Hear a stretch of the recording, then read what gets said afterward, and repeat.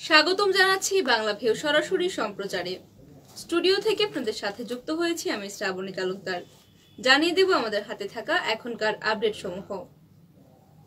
সিলেটের এয়ারপোর্টের বড়শলা এলাকা থেকে রাতভর অভিযান চালিয়ে নতুন জঙ্গি সংগঠন জামাতুল আনসার ফিল হিন্দাল সার্কিয়ার 4 সদস্যকে আটক করেছে র্যাপিড অ্যাকশন ব্যাটালিয়ন র্যাব।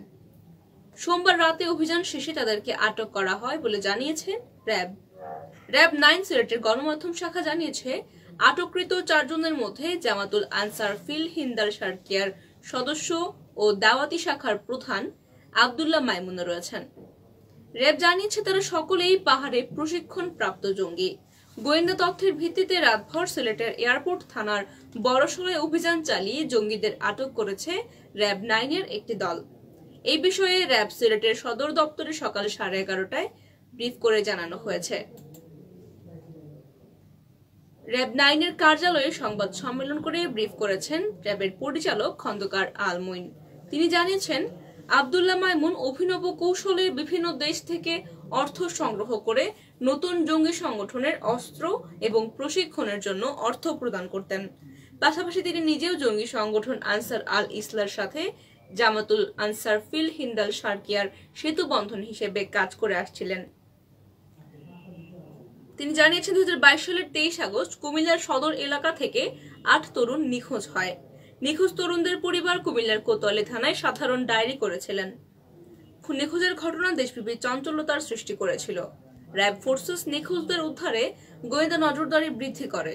নিখোঁজ তরুণদের উদ্ধার কার্যক্রম পরিচালনা করতে গিয়ে র্যাব জামাতুল আনসার ফিল হিন্দাল সার্কিয়া নামে নতুন একটি জঙ্গি সংগঠনের সক্রিয় থাকার তথ্য পায় এবং জানতে পারে এই সংগঠনের সদস্যরা পার্বত্য চট্টগ্রামের বিচ্ছিন্নতাবাদী সংগঠন KNF এর সহায়তায় সশস্ত্র প্রশিক্ষণ নিচ্ছে পাহাড়ের বিভিন্ন জায়গায়।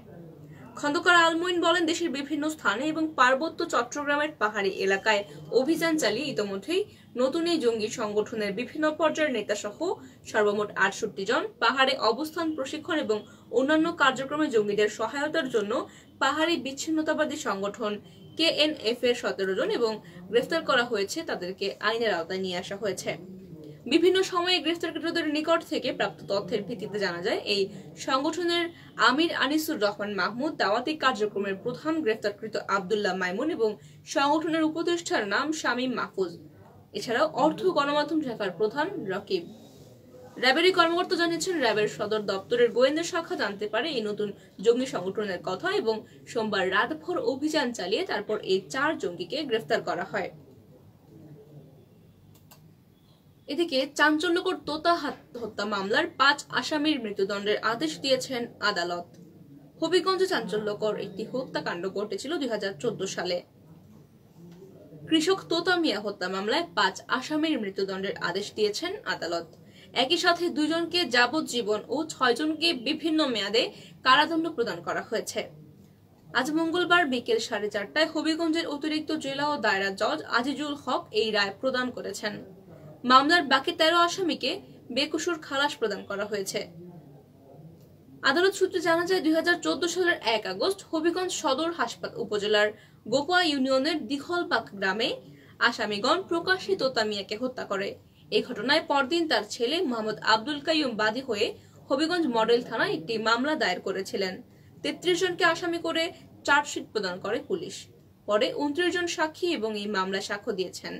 এর প্রেক্ষিতে আদালত মঙ্গলবার বিকেলে এই রায় দিয়েছেন। মামলার বাদীপক্ষের আইনজীবী অ্যাডভোকেট মোহাম্মদ নুরুজ্জামান সন্তোষ প্রকাশ করে বলেছেন, এই রায়ের মাধ্যমে ন্যায় বিচার প্রতিষ্ঠিত হয়েছে এবং নিহত কৃষক তোতা মিয়ার পরিবার এতে সন্তুষ্ট। সুপ্রিয় দর্শক শ্রোতা, এই ছিল আমাদের হাতে থাকা এখনকার আপডেট সমূহ। এতক্ষণ সঙ্গে থাকার জন্য সকলকে অসংখ্য ধন্যবাদ। পরবর্তী ভিডিও পেতে দ্রুত থাকুন বাংলাভিউয়ের সঙ্গে। আপনার ভালো লাগা, খারাপ লাগা এবং যে কোনো ধরনের পরামর্শ থাকলে জানিয়ে দিন মন্তব্যের মাধ্যমে।